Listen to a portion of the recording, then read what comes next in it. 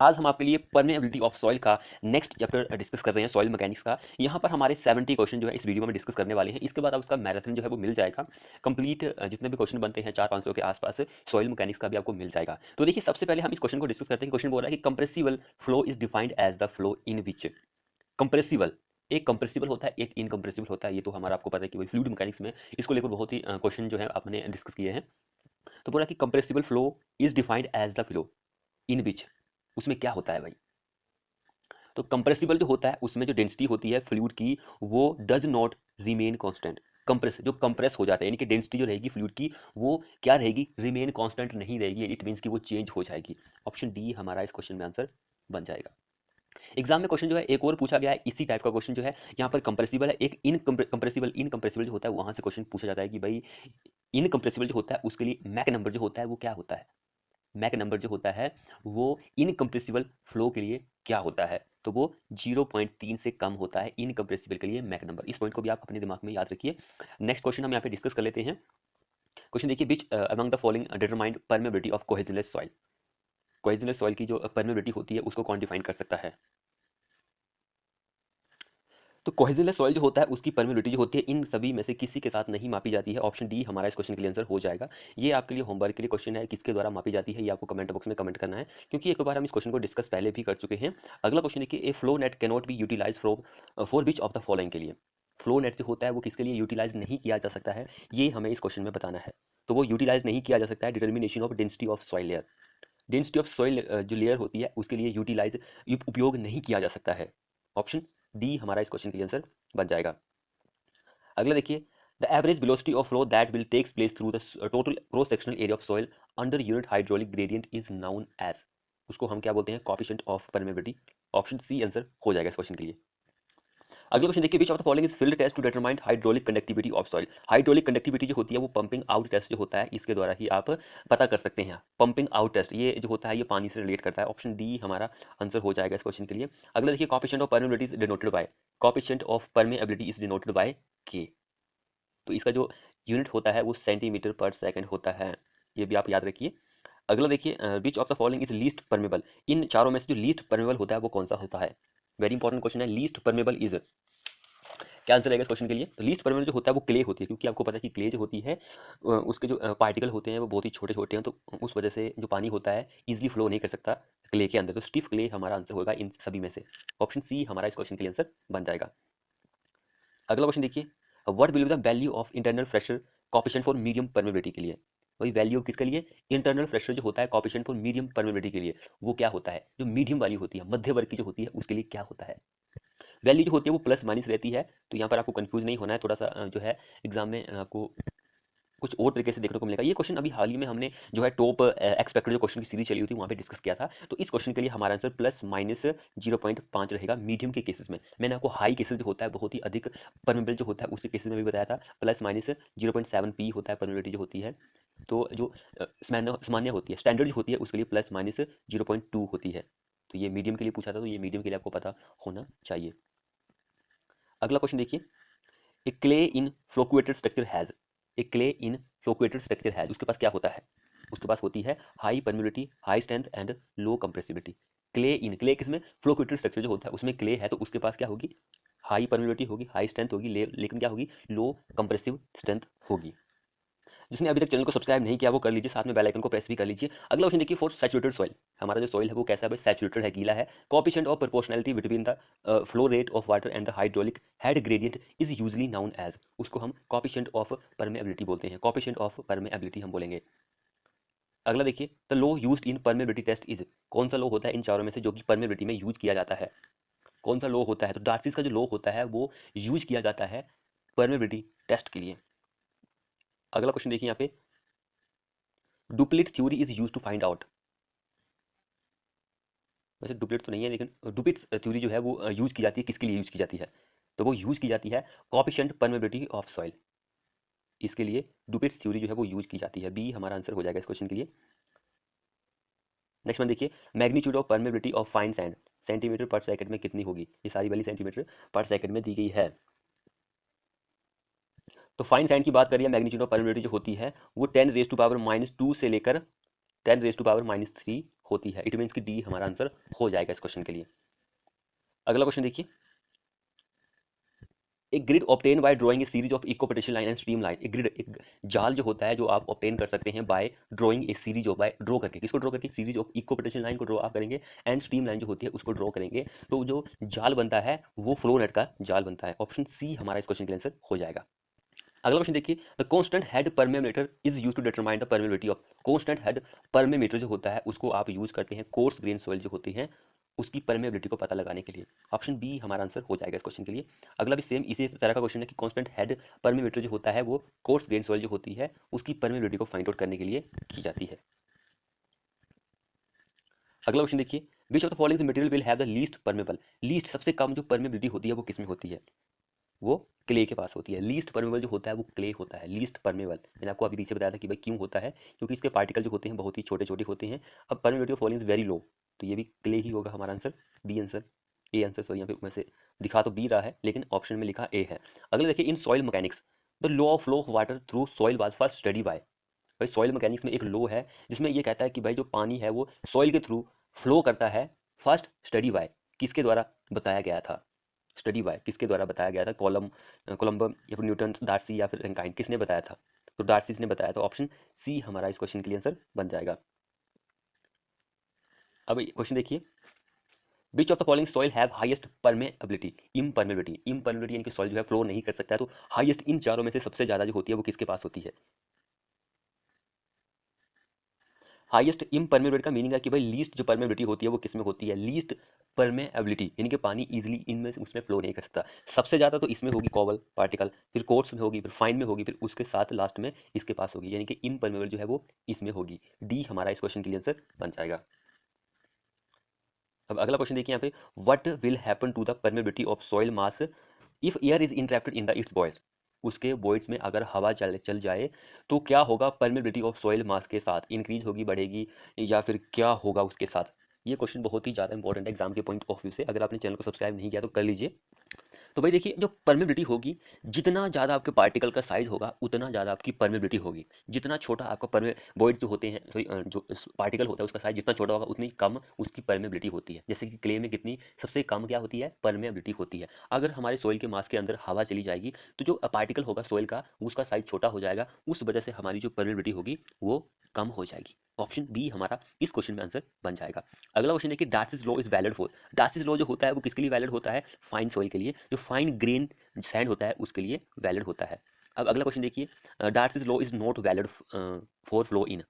भाई Darcy's law किसके लिए वैलिड नहीं होता है। अब वैलिड तो ये हमने डिस्कस कर लिया कि वैलिड इसके लिए होता है, अब किसके लिए वैलिड नहीं होता है ये हमें बताना है। तो ग्रेवल के लिए वैलिड नहीं होता है, फाइन ग्रेन के जो सैंड होते हैं उसके लिए, यानी कि ये भी फाइन है, ये भी फाइन है, ये भी फाइन है, तीनों फाइन हो गए, नॉट एप्लीकेबल फॉर ग्रेवल के लिए। ऑप्शन डी हमारा इस क्वेश्चन के लिए आंसर बन जाएगा। जो सोइल होती है उसके अंदर पानी फ्लो कर सकता है, इसके बारे में सबसे पहले डार्सी ने बताया था 1856 में बताया था। 1856 में डार्सी ने सर्वप्रथम ये बताया था कि भाई सोइल के जो पार्टिकल होते हैं उसके अंदर से पानी फ्लो कर सकता है। ऑप्शन डी आंसर हो जाएगा इस क्वेश्चन के लिए। तो अगला क्वेश्चन देखिए, a flow net may be utilize for the determination of. Flow net जो होता है उसका उपयोग किया जाता है ताकि वो किसका पता लगा सके, hydrostatic pressure only, seepage, exit gradient, इन सभी का पता लगाने के लिए आप फ्लो नेट को यूटिलाइज कर सकते हैं। ऑप्शन डी हमारा इस क्वेश्चन के लिए आंसर बन जाएगा। अगला क्वेश्चन देखिए, capillary waters in soil. Capillary water जो होता है इन सॉइल में वो होता है, क्या होता है, कैपिलरी जो होता है वो काउज नेगेटिव पोर वाटर प्रेशर जो होता है उसका कारण होता है, कैपिलरी वाटर जो होता है सॉइल में। अगला क्वेश्चन देखिए, in which soil the height of capillary rise will be least. किस तरह के सॉइल में जो हाइट होती है कैपिलरी राइज की वो कम होती है, सबसे कम जो होती है वो किस में होती है, शून्य जो होती है वो किस में होती है, तो वो फाइन ग्रेवल में होती है। फाइन ग्रेवल जो होता है उसमें होती है लीस्ट, एंड जो सबसे मैक्सिमम होती है वो क्ले में होती है। मिनिमम इसमें ग्रेवल में होती है, मैक्सिमम क्ले में होती है। अगला क्वेश्चन देखिए, seepage pressure always act. Seepage pressure जो होता है वो ऑलवेज एक्ट करता है, हमेशा लगता है, कहाँ पर लगता है, कैसे लगता है, तो वो हमेशा लगता है in the direction of flow. जिस डायरेक्शन में हमारा फ्लो होता है उसी डायरेक्शन में हमारा सीपेज प्रेशर आपको देखने को मिलता है। ऑप्शन बी हमारा इस क्वेश्चन के लिए आंसर बन जाएगा। अगला क्वेश्चन भी बहुत ही ज्यादा इंपॉर्टेंट है। क्वेश्चन देखिए, if the coefficient of permeability for the soil कितनी है, 10⁻⁻7 सेंटीमीटर पर सेकंड है, then the soil can be classified. तब आप उस सॉइल को कैसे क्लासिफाई कर सकते हैं कि भाई वो किस तरह का सॉइल है, तो वेरी इंपॉर्टेंट है। तो अगर हमारी कोई सॉइल है उसकी जो कोएफिशिएंट ऑफ परमेबिलिटी है वो 10⁻⁻6 से कम है तो उसको आप क्या बोलते हैं, या फिर 7 है, तब हम उस सॉइल को क्लासिफाइड कर सकते हैं कि वो हमारी वही क्ले है। 10⁻⁻⁻⁰ से कम होती है तो वो क्ले होती है। इसको आप याद कर लीजिए क्योंकि क्वेश्चन इसी तरह का पूछा गया था। अगला क्वेश्चन देखिए, the exit gradient of the seepage water through a soil is. Exit gradient जो होता है सीपेज वाटर का वो क्या होता है भाई? तो वो होता है हमारा ratio of head loss to the length of seepage. Option D हमारा इस क्वेश्चन के आंसर बन जाएगा। अब अगला क्वेश्चन देखिए, फाइन ग्रेन सॉइल हैज। भाई फाइन सॉइल जो होता है उसके पास क्या होता है ऐसा? फाइन ग्रेन की अगर आप बात करेंगे तो इसमें पानी जो होता है फ्लो नहीं कर सकता इसके पार्टिकल के अंदर, लेकिन जो कोर्स ग्रेन सॉइल होता है उसमें कर सकता है। तो इट मीन्स कि हमें क्वेश्चन को देखकर ऐसा लग रहा है कि भाई लो परमेबिलिटी होगी, लो परमेबिलिटी होगी, ये ऑटोमेटिकली कट हो जाते हैं। ये तो हमें कंफर्म हुआ कि लो परमेबिलिटी होगी। अब हम देखते हैं कि फाइन ग्रेन सॉइल में और क्या होता है। फाइन ग्रेन सॉइल जो होते हैं उसमें आपको कंप्रेसिबिलिटी भी बहुत ही ज़्यादा देखने को मिलेगी। पानी के साथ रिएक्शन करती है तो इसकी कंप्रेसिबिलिटी आपको बहुत ही ज़्यादा देखने को मिलती है। तो ये देखिए हाई कंप्रेसिबिलिटी, लेकिन लो कंप्रेसिबिलिटी आपको कोर्स ग्रेन में देखने को मिलती है। तो ये ऑटोमेटिकली गलत हो गया। ऑप्शन ए हमारा इस क्वेश्चन के आंसर बन जाएगा। अब अगला क्वेश्चन देखिए, the rate of flow of water through a soil is proportional to the hydraulic gradient is demonstrated experimentally by. क्या आंसर रहेगा इस क्वेश्चन के लिए? तो वो होता है हेनरी डार्सी। एच डार्सी जो है इसने ही बताया है हाइड्रोलिक ग्रेडियंट्स के बारे में, प्रोपोर्शनल होता है। अब अगला क्वेश्चन देखिए, during the seepage through a soil, during the seepage of through a soil the direction of seepage always. जो डायरेक्शन होती है सीपेज की वो हमेशा होती है perpendicular to the stream line.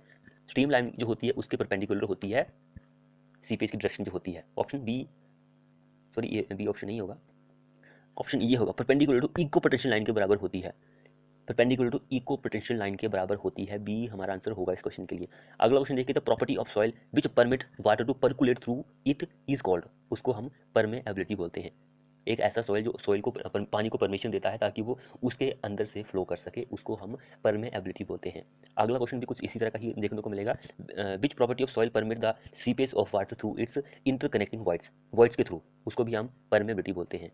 उसके वॉइड्स के थ्रू पानी जो है इजीली फ्लो कर सकता है, उसको परमेबिलिटी ही हम बोलते हैं। अगला देखिए, the property of soil which permit the seepage of water, उसको भी हम परमेबिलिटी ही बोलते हैं। ये क्वेश्चन 3 टाइप में आप डिफाइन कर सकते हैं, तो इसको आप देख लीजिए। क्वेश्चन बहुत ही ज़्यादा ईजी है और ये कई बार एग्जाम में आपको देखने को मिला है।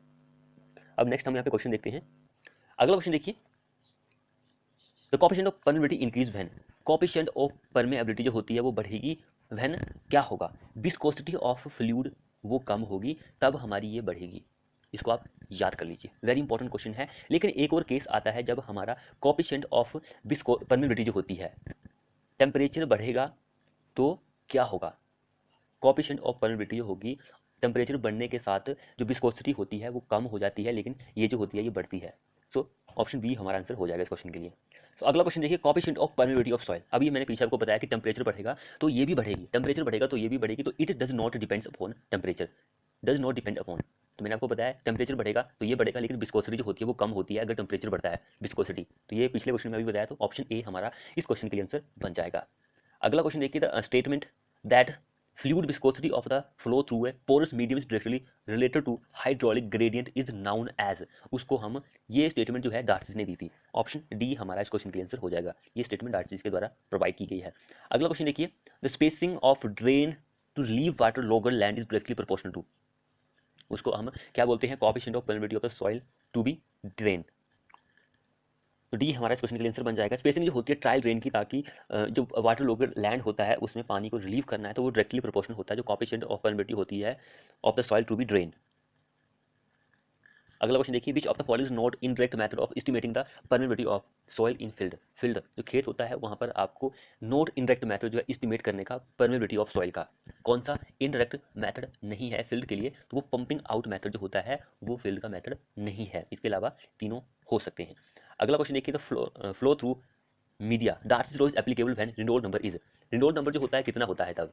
तो रेनॉल्ट नंबर जो होता है वो लेस देन 1 होता है। ऑप्शन बी हमारा इस क्वेश्चन के लिए आंसर बन जाएगा। अगला क्वेश्चन देखिए, permeability of soil sample depends upon. Permeability जो होती है सॉइल सैंपल की वो किस पर डिपेंड करती है? तो वो डिपेंड्स करती है भाई हमारे सॉइल का पार्टिकल का साइज कितना है, उसकी शेप कैसी है, उसमें वॉइड रेशियो कितने हैं। तो ऑल फैक्टर जो है ये सारे डिपेंड्स करते हैं परमेबिलिटी ऑफ सॉइल सैंपल की। ऑप्शन डी हमारा आंसर बन जाएगा। अगला क्वेश्चन देखिए यहाँ पे, इन लेबोरेटरी, लेबोरेटरी की बात हो रही है, कोएफिशिएंट ऑफ परमेबिलिटी जो होती है सॉइल की वो डिटरमाइन की जाती है by one of the following method. Laboratory के लिए बोल रहा है, फील्ड के लिए नहीं बोल रहा है यहाँ पे। लेबोरेटरी जो प्रयोगशाला होती है उसमें आपको कोएफिशिएंट ऑफ परमेबिलिटी जो होती है सॉइल की वो डिटरमाइन करनी है, पता करनी है। तो इन चारों में से एक ऐसा मेथड है वो हमें बताना है। तो वो मेथड जो होता है कांस्टेंट हेड टेस्ट जो होता है वो होता है। ऑप्शन डी हमारा इस क्वेश्चन के लिए आंसर बन जाएगा। स्थिर तल विधि जो होती है उसके द्वारा ही आप लेबोरेटरी में कोएफिशिएंट ऑफ परमेबिलिटी को फाइंड आउट कर सकते हैं। अगला क्वेश्चन देखिए, ड्यू टू लार्ज लीकेज, किसकी वजह से लार्ज लीकेज हो रही है, फ्लड डैमेज प्रॉब्लम है, following type of coffer dam is not prefer, किस तरह का जो कॉफर डैम होता है वो इस्तेमाल नहीं किया जा सकता, आप पसंद नहीं करते हैं, उसमें लार्ज लीकेज हो रही है, फ्लड डैमेज प्रॉब्लम हो रही है, तो जो कैंटिलीवर शीट फाइल टाइप का जो कॉफर डैम होता है उसको प्रेफर नहीं किया जाता है। ऑप्शन बी हमारा आंसर हो जाएगा। अब अगला देखिए, व्हेन टेम्परेचर इंक्रीज, मैंने अभी पीछे बताया था विस्कोसिटी जो होगी टेम्परेचर बढ़ने के साथ कम होगी, लेकिन डैश वेयर इट्स परमेबिलिटी जो होती है वो बढ़ती है, कम बढ़ती, कम बढ़ती, कम मीन्स की घटती, घटती बढ़ती, घटती बढ़ती। तो देखिए यहाँ पे दिया गया है ऑप्शन नंबर सी, कम बढ़ती, तो ये देखिए ऑप्शन सी ऑटोमेटिकली हमारा आंसर बन जाता है। तो इसी तरह के क्वेश्चन पूछे जाते हैं अगर आपको थोड़ा बहुत पता हो तो। अगला देखिए, for laminar flow condition in saturated soil, laminar flow condition जो है सैचुरेटेड सॉइल में आपको देखने को मिल रही है, तो hydraulic rate of percolation is gradient, वो किसके बराबर होता है, तो वो डायरेक्टली प्रोपोर्शनल होता है, डायरेक्टली प्रोपोर्शनल। ए हमारा इस क्वेश्चन के लिए आंसर बन जाएगा।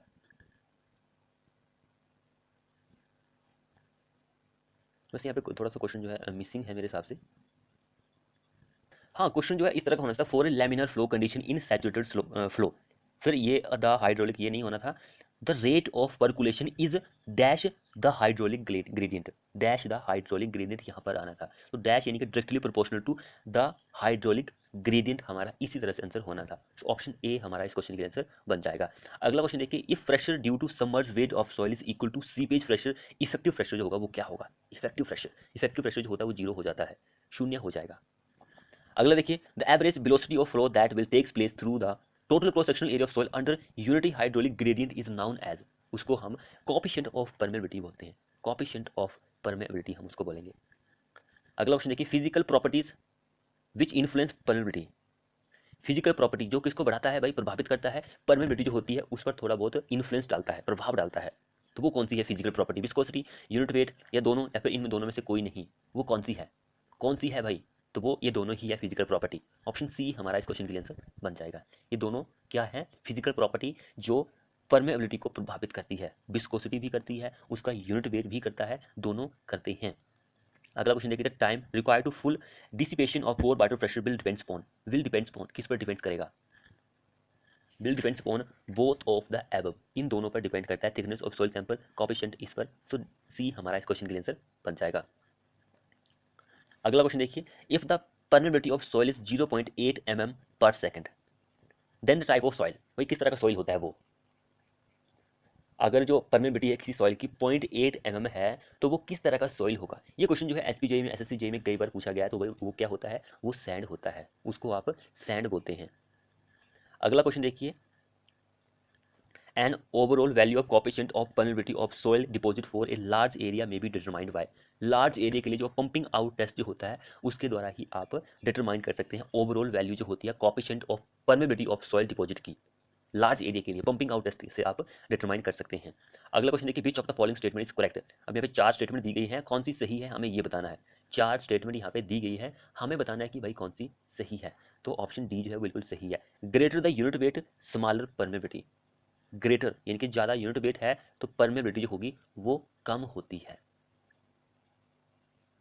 ऐसा क्यों, अब देखिए जब भी आपको वेट जो होता है वो बढ़ाएंगे आप, तो जो वॉइड्स होते हैं हमारी सॉइल के अंदर वो कम हो जाते हैं, अगर सॉइल कम होंगे तो हमारी जो परमेबिलिटी होगी वो कम हो जाएगी, वॉइड्स कम होंगे तो परमेबिलिटी कम हो जाएगी, तो greater the unit weight, weight बढ़ाएंगे आप तो ये कम होगी, ऑटोमेटिकली हमारा डी आंसर बन जाता है।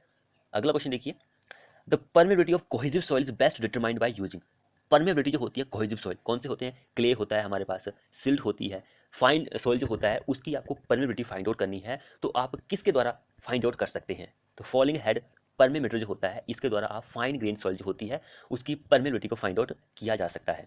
अगला क्वेश्चन भी सेम वही है, falling head method is determined permeability best suited for clay के लिए, ऑप्शन ए क्ले के लिए फाइन ग्रेन सॉइल की ये फाइंड आउट करता है, फाइन ग्रेन सॉइल जो होती है। अगला क्वेश्चन भी सेम इसी तरह का है, क्वेश्चन देखिए, falling head permeameter is used to find the permeability of the following type of soil, silt and clay, silt and clay is the correct answer. अगला क्वेश्चन देखिए, what is the unit of intrinsic permeability, क्या unit होता है, तो centimetre square होता है, centimetre square होता है। अगला क्वेश्चन देखिए, in what direction the flow of water should be in order to decrease the neutral stress. Neutral stress जो होता है वो इंक्रीज करता है। जिसने अभी तक हमारे चैनल को सब्सक्राइब नहीं किया वो कर लीजिए, साथ में बेल आइकन को प्रेस भी कर लीजिए। तो इस क्वेश्चन के लिए जो हमारा आंसर रहेगा डाउनवर्ड जो होता है सॉइल मास का। अगला क्वेश्चन देखिए, for a clear layer, clay की जो लेयर होती है उसके लिए which of one of the following is directly proportional to permeability. Time factor जो होता है वो डायरेक्टली प्रोपोर्शनल होता है क्ले लेयर के लिए। Darcy's law is valid only if the flow is, Darcy's law जो होता है वो सिर्फ वैलिड होता है अगर हमारा फ्लो जो होगा वो लैमिनर होगा। डार्सीज लॉ सिर्फ लैमिनर फ्लो के लिए ही वैलिड होता है। नेक्स्ट वन देखिए, permeability of given soil is, permeability जो होती है किसी सॉइल की वो डायरेक्टली प्रोपोर्शनल होती है square root of average grain, square root of average grain के। अगला देखिए, which of the following is most suitable for determination of चीका क्ले परमेबिलिटी। चीका क्ले परमेबिलिटी जो होती है उसके लिए सूटेबल कौन सा होता है भाई। क्ले की जब भी बात आएगी, fine grain falling head method जो होता है ये परमेबिलिटी फाइंड आउट करता है फाइन ग्रेन सॉइल की। नेक्स्ट वन देखिए, when the level of water on the earth surface rise then, water level जो होता है अर्थ के सरफेस पर वो बढ़ेगा तो क्या होगा। उससे ये होता है कि there is continuous increase in pore water pressure but no change in tension, net tension में। ऑप्शन ए हमारा आंसर हो जाएगा इस क्वेश्चन के लिए। अगला क्वेश्चन देखिए, if the one soil permeability is 0.7 mm centimetre sorry mm पर second dimension, then this type of soil is, तो वो किस तरह का सॉइल होता है, किस तरह का होता है। सैंड होता है भाई, ये पीछे भी हमने अभी डिस्कस किया 0.8 mm पर सेकंड वाला। अगला देखिए, seepage force in soil is proportional to, seepage force जो होती है सॉइल में वो प्रोपोर्शनल होती है एग्जिट ग्रेडियंट जो होता है उसके, एग्जिट ग्रेडियंट के प्रोपोर्शनल होती है। ये सेम वही क्वेश्चन आ गया, परमेबिलिटी जो होती है 0.8 सेंटीमीटर है तो हमारा क्या होता है, सैंड ही होता है। सैंड, इसको आप याद कर लीजिए, बहुत ही इंपॉर्टेंट क्वेश्चन है ये क्वेश्चन आपको थोड़ा बहुत आगे पीछे करके ही बताया जाएगा। अगला क्वेश्चन देखिए, the property of material which permit the passage of water through it's void. अब ये देखिए क्वेश्चन जो है परमिबिलिटी हम उसको बोलते हैं, एक ऐसी प्रॉपर्टी सॉइल की जिसके थ्रू पानी जो होता है फ्लो कर सकता है। अगला देखिए, according to Darcy's law for laminar flow in saturated soil the rate of flow is proportional to, rate of flow जो होता है वो किसके प्रोपोर्शनल होता है, हाइड्रोलिक ग्रेडियंट जो होता है उसके प्रोपोर्शनल होता है, हाइड्रोलिक ग्रेडियंट के। What is the use of sonoscope, sonoscope जो होता है उसका क्या यूजेस होता है, उसका उपयोग प्रयोग आप करते हैं ताकि वो detective of leakage in underground water mains में, भूमिगत जल मार्गों में रिजार्व की खोज हेतु जो लीकेज होती है अंडरग्राउंड में उसकी लीकेज का पता लगाने के लिए आप सोनोस्कोप का यूज करते हैं। अगला और लास्ट क्वेश्चन देखिए हमारे इस वीडियो का, the equation of flow net drone for plotting the flow of A fluid is based on, वो डार्सी लॉ पे बेस्ड है। तो फ्रेंड्स, ये हमारे मोस्ट 69 क्वेश्चन, वीडियो को अपने दोस्तों के साथ शेयर करें। अगर चैनल को सब्सक्राइब नहीं किया तो कर लीजिए, साथ में बेल आइकन को प्रेस कर लीजिए। मिलते हैं नेक्स्ट वीडियो में।